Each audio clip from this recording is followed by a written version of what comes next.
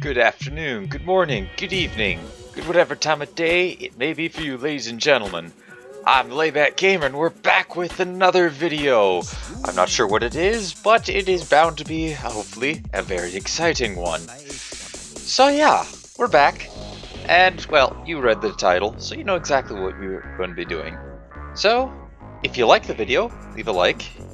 Maybe even consider subscribing if you really like the video. Ooh, that'd be very nice if you did. And, well, yeah, so go on, grab some food and a beverage, maybe not one that's that fancy, sit back, and enjoy the show. Good afternoon, good morning, good evening, good whatever time of day it may be for you, ladies and gentlemen. I'm the Layback Gamer, and we are back with some new Rimworld. Recently, Vanilla Quests expanded, Ancients came out, and I figured we could do a small playthrough of that. I've read the entire mod page, so I am well aware of what's going on there. And pretty much, we are going to be playing through that quest, and my goal in this series is to attempt to beat the final quest line, or at least try to. And as well as the series will end once we do that, or a certain someone that we are going to uncover in a little bit dies. So, if they die, we're done. That's it. Series is over. As our ultimate goal, I think, would be to keep going down this quest line and try to find a cure for them. You'll see why in a second, but here we have some text. A memory drifts into your fractured mind as you stumbled into a rusted chamber. An experiment. A group of doctors wearing abstract masks and a flash of golden yellow light envelop your body. You feel something deeply unnatural pulsing in your chest. You have been modified somehow and have been sleeping for a very long time. Your legs shake as you remember what this place is, a near impregnable fortress capable of keeping rescue out and captives in. The vault contains an underground section guarded by a sealed door. After so many years, your captors appear long gone. The cold realization thuds on your chest. What unknown force may have placed you back here? Yep, we're in the middle of a vault. A brand new vault. As you can see, we started in this room this time. Last time I started in this hallway here. Got a few things to take a look at. So here's our starting colonist, Marie Starry Woods. As you can see, she has a unusually high cooking skill of 18. And I didn't actually set that. That's the beautiful thing. This adds in several new Arcanite genes into the game, and through the processes introduced in this quest line, through this mod, you can make your own super soldiers using these new genes, plus any Arcanite genes that you happen to find out in the wild. However, they do come with some negativities. So, for instance, we have Bulwark on Starry, which means her damage multiplier has been changed to only 50%. So she deals less damage. Fantastic.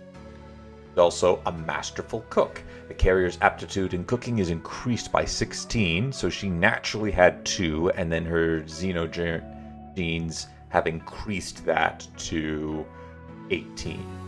Aptitude acts as an offset on skill level. Additionally, 2 levels of passion have been added to cooking, so she originally had none, and now she has 2.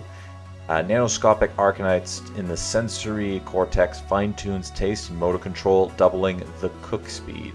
So as you can see, she cooks twice as quick, as well as she has an efficiency increase in butchery.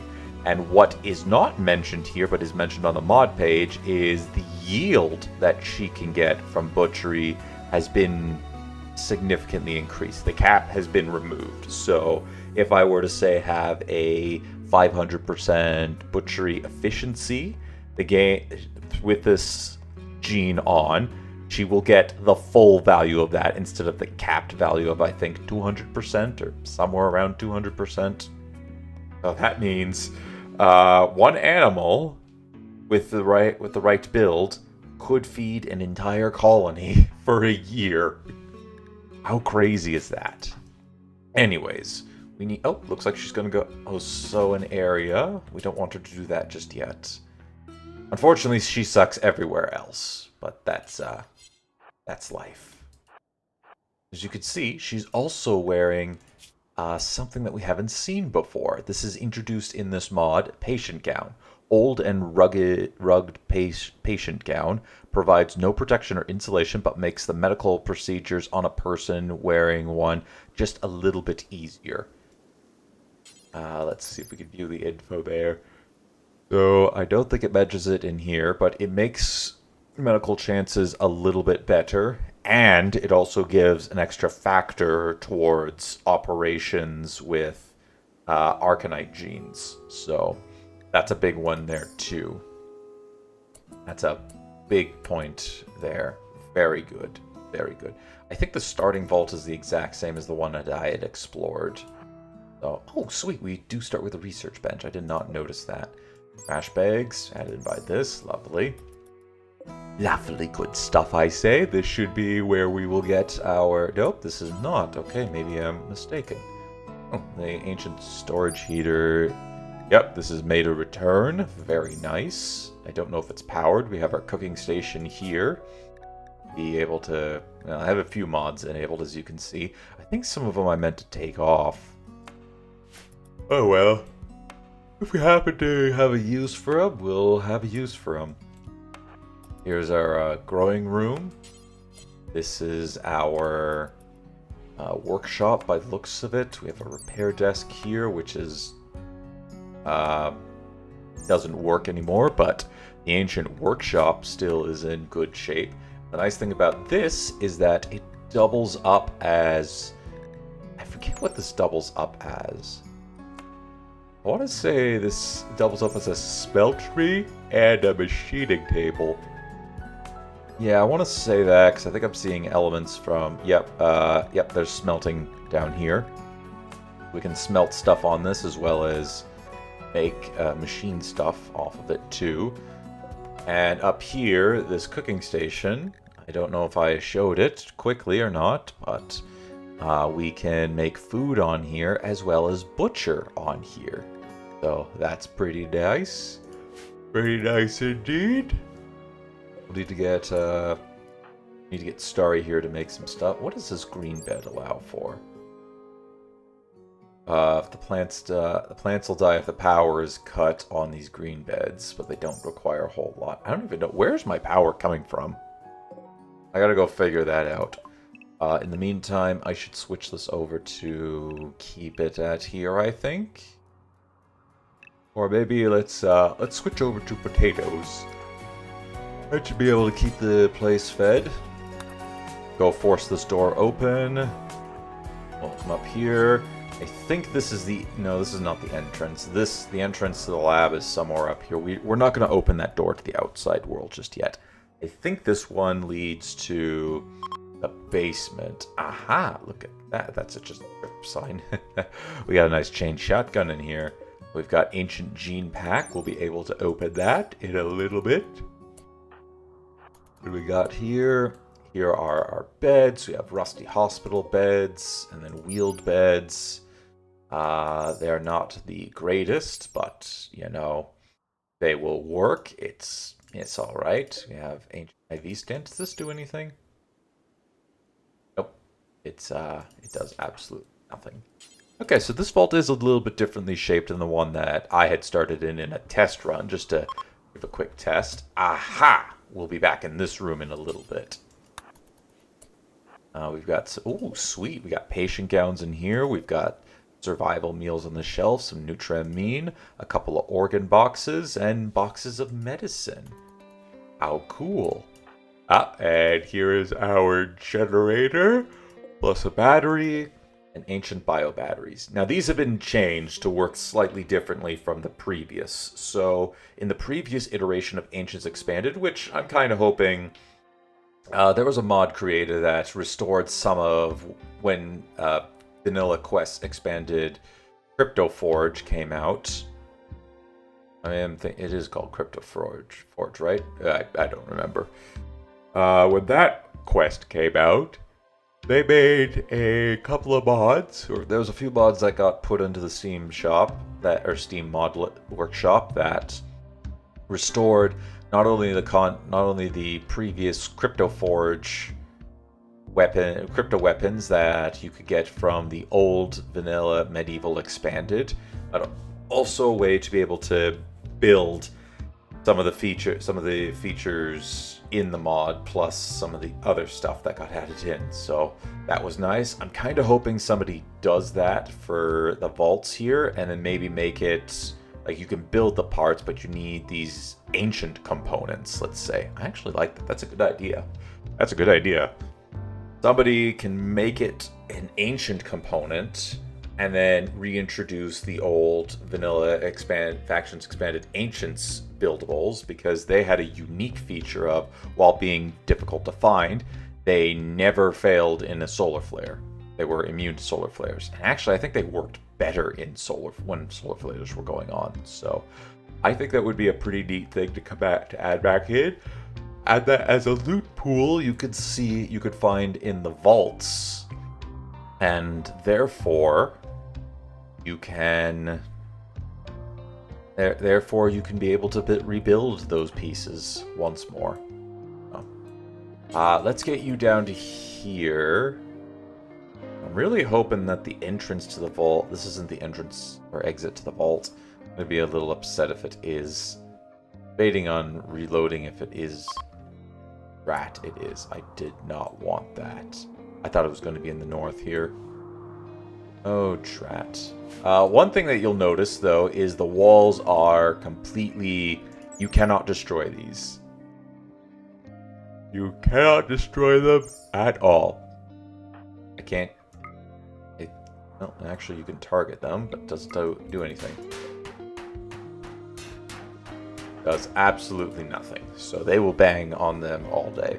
As you can see here, we are on a nice, lovely map. Not very mountainous, as I was kind of hoping for, but it's got some caves on it, as well as the major point was it's got these dessert trees, which will give desserts, or find desserts, when you take them down. Alright, well, since I've been disappointed by up here not being the way out, head over this way.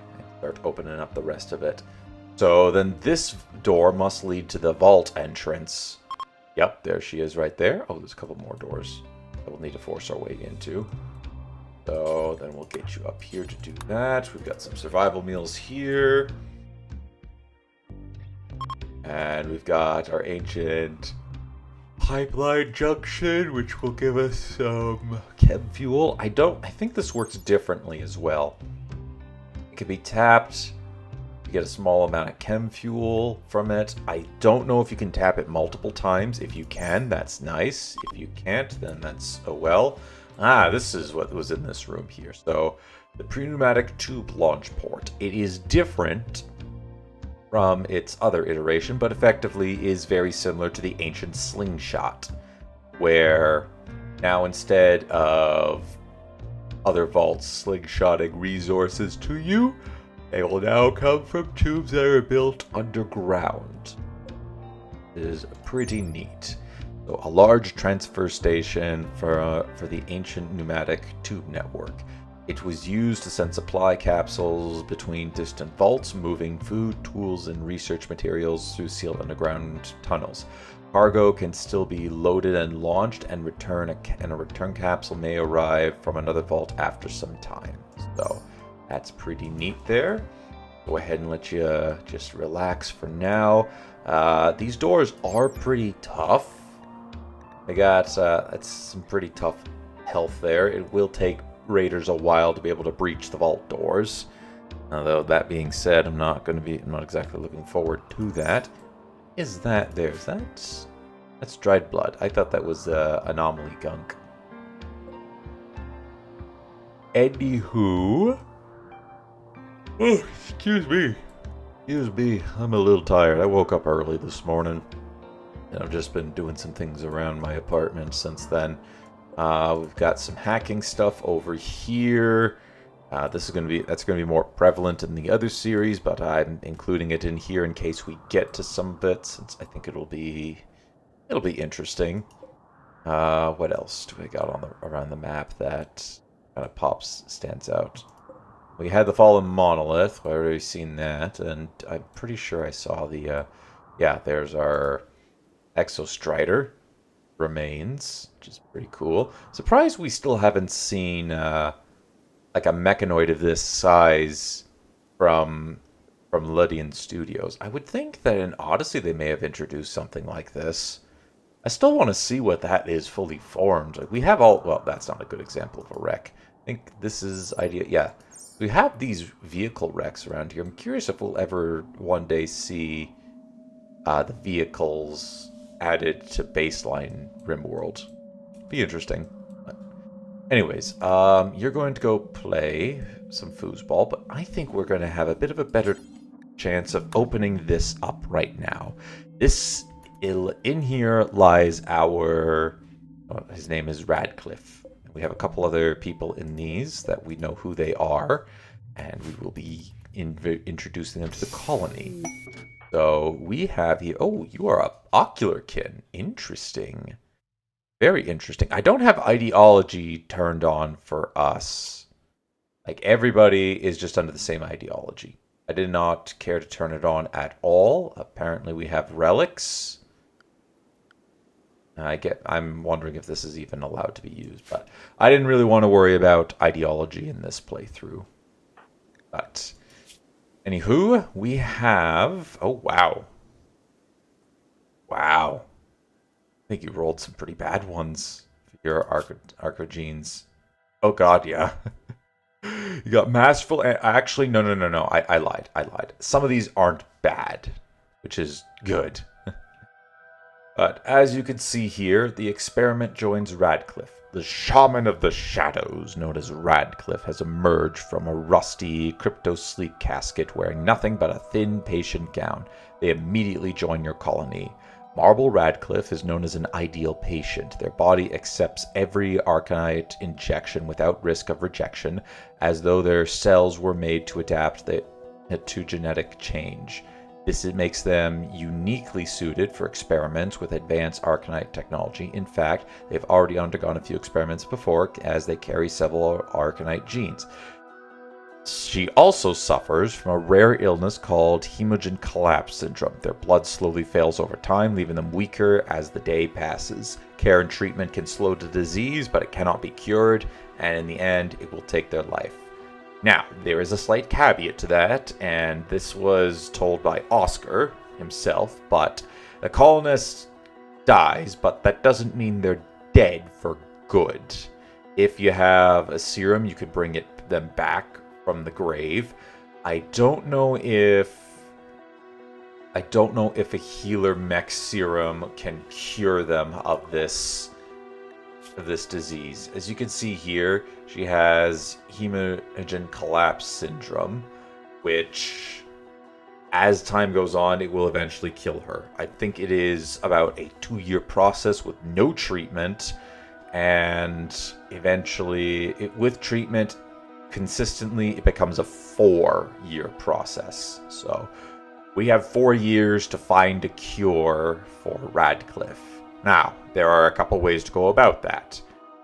I don't know if we can use a healer serum to flat out remove the hemogen collapse syndrome. If we can, then that's one avenue that we can get out. Resurrection serum, which we have her die and then bring her back to life. It should remove the hemogen collapse syndrome as well, meaning she'll come back healthy once again because of the mechanites in there.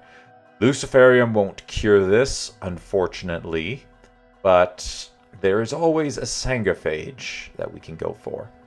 However, that would mean she'd have to become a sanguiphage. So, that could be a good solution, but the better solution would be to get lucky enough to get the Deathless gene, because then she would never die. She'd be incapable of it. It would have to pop her head off, which I don't, which Hemogen collapse syndrome, because it's in the body, it won't be able to do. So therefore, Radcliffe should just be able to remain alive, and eventually, this won't kill her. Now, I'm unclear if it's going to remain on her with Deathless. I would think that it wouldn't, but you never know. So. Yes, our goal is going to be to cure Radcliffe, as well as try to get to the end of the Vanilla Quest's Expanded Ancients quest line, which will be popping up soon. And the whole point of that is, in this story here that we're telling, we're trying to find, again, we're finding a cure. Trying to find a cure for Radcliffe. Whether that be outright treating this, or finding a gene that will ensure her survival. I'm hoping for the latter one, because that would be more fitting. Now. Oh, I just noticed you want to become a fungoid. You absolute psychopath. What is this one? Ride in a classic car. Well, that would be quite nice. Become a mechanitor. We might be able to accommodate that. Also ride in a car, destroy a cluster, play with a golden cube. We're not really going to be... Oh, I remembered what I want. I wanted to start this scenario on... the anomalies not being in the game, so we can passively encounter them, but there's no monolith to go down that line. So, anyways, we already kind of saw the genes down here. So she has with her xenotype, she already comes with 3 Arcanite genes. And I'm going to be honest, I'm quite surprised that the Xenogerms did not come with any downsides. Unless that is the whole point of her being a perfect patient. Which isn't even... I thought that would be a condition that you could put on your body. Or maybe it's because she has this, and therefore the game reads it as, okay, you have Hemogen collapse, therefore you're a perfect candidate. I'm not 100% sure how this works. But we do have the xenogenes of masterful animals, masterful crafting, and masterful intellectual. This one is a big one. As we see here, there's this here. So we'll start with that. So masterful intellect. As all masterful abilities do, they increase the skill by 16. Add a burning passion into it, as well as come with some additional effects. So they conduct research subconsciously, consistently generating scientific progress even while performing other tasks or resting. Arcanites woven into their neural network accelerate retention, synthesis, and institution, allowing discoveries to emerge without actively studying. Meaning, all I have to do is pick a research from here, and she will naturally start to research away at it. I think it said it was 50 points every hour she puts into it. So this is honestly one of the best ones we could have gotten with early game, because this is going to allow us to catapult our research heavily into the future. Something that another series of mine that I'm going to be starting up in the new year is going to be suffering from. Because I'm currently 30 days in and I only have a couple of projects done. She, on the other hand, is going to be doing, in 30 days, probably going to have most of what I want finished by then in the early game. So, what do I need? We're going to need some steel alloying. Let's just go to tempered steel, because it's always, steel working is always after that. We need this. I'm going to need I need a better source of power. We're going to go through chem fuel refining. Not that, sorry. Biofuel refining. That's what I want. So I want this as well, so that we can start to construct. A better power network. And then we're going to need to get some armor. Need flak armor. Be added to this. We need plate armor, machinery, and then we get flak armor, and then tack on gunsmith after that. So that's kind of the opening gambit here that I want. And that is because we need to go into the vaults in order to start to progress in there. Oh, I also would like to queue this up while I am at it. Excuse me. Alright. So, Radcliffe, you're going to go ahead and rest. You have a really good planting skill. Well, that comes from your xenotype. So, I'm actually surprised that we didn't get a xenogerm that matched up with awful. Maybe you're not allowed to have that. But it would certainly do an effort to restore your ability to use this. Anyways, let's see. We also had Master Crafting, which its extra effect is you can shred mechanoids 25% faster, as well as everything you craft, I think, has a one more level. And if you craft a masterful item, or anything with masterful in it, you get 20% of the resources back for it, which is crazy. Absolute crazy. Means that when we eventually start to make bionics, Radcliffe's going to be really good at that. The nice part is I don't think these skills will decay below this point either. So I think she has a... Oh my... Wait a second. I have to... Sorry. I need to test this out because... She's a really good colonist. Don't get me... She also has a natural double passion in social and medical and high skills in those. She just can't mine or fight, but you know what? For what she can do, I'm more than happy. So she doesn't clean, haul, firefight. That kind of makes sense given her, given the fact that she would just run away from the fires. She's not violent, and she won't mind. Oh my, that is... Talk about a stacked character. I don't think I've ever seen somebody like I don't think I've ever had odds like that where we managed to successfully roll such good genes that completely, in addition to avoiding her xenotype's awful genes, also managed to avoid the incapable ofs. So she's fully capable of all intellectual tasks, all crafting tasks, and all animal tasks. And she's also naturally gifted in planting, so she's going to be our planter. Like that... I don't think you can get... And I can't edit this at all. Well, I have character editor, so I could edit it right now if I wanted to, but as you see, it was a fresh new character. I didn't edit it at all, so... Radcliffe is going to prove to be an insane colonist thanks to the combination of good genes, good xenotype, good stats, and her xenotype, and her incapables of. So that's pretty good. So researching. So we could combine this together with a research speed. I think that I don't know if this interacts with her passive research, but she currently earns 50 points per hour. I don't know if her speed will then tie it in. I should check that out. Yeah, I really don't know. Will that tie in? We're going to find out because I'm going to give her the research. And then what is the other thing I'd like to give? My rule of thumb, because I allow for multiple expertise, is I will never pick an expertise in a field that already has one picked in. So, for instance, we have research. I will never pick another research, intellectual related one. And this is to avoid when it comes to some certain combinations that would make it stupidly overpowered. For instance, where's the construction one? Yeah, so we have construction, which gives a construction success and construction quality too for architecture. And then building gives a construction speed. So you have, people with architecture will almost never fail.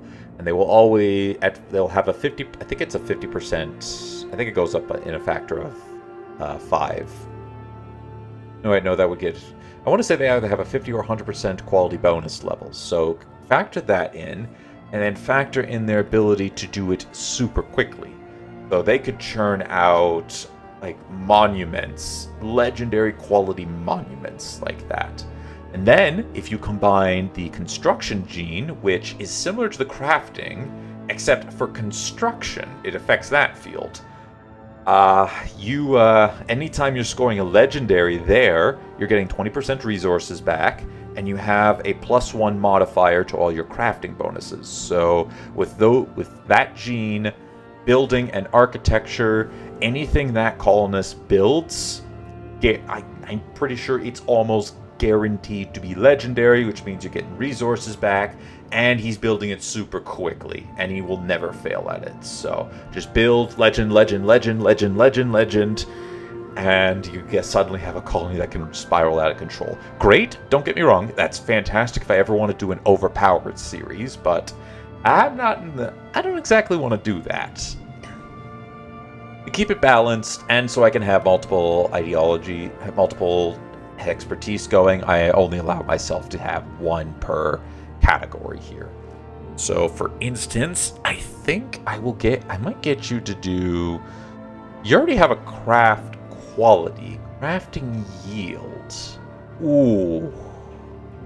This won't really help for this doesn't really go good with the crafting gene. It doesn't synergize as well, but it is still quite nice. I'm debating going bionics though, because I would like to get to bionics quickly so that we can start to replace body parts and make some superhuman cyborgs.